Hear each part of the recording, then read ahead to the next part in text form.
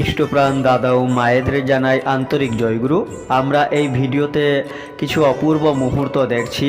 সৎসঙ্গ দেওঘর ধামে পরমা পূজ্যপাদ শ্রী শ্রী বরদার 113তম শুভ জন্ম উৎসব পালিত হয়েছে। তাছাড়া 334তম সর্বভারতীয় ঋত্বিক সম্মেলন অনুষ্ঠিত হয়েছে 31শে ডিসেম্বর 2023 ইংরাজি ও 1 জানুয়ারি 2024 ইংরাজি। সেই মহা মহোৎসবের ও ঋত্বিক কনফারেন্সের মোট 40টি ছবি এই ভিডিওতে রয়েছে।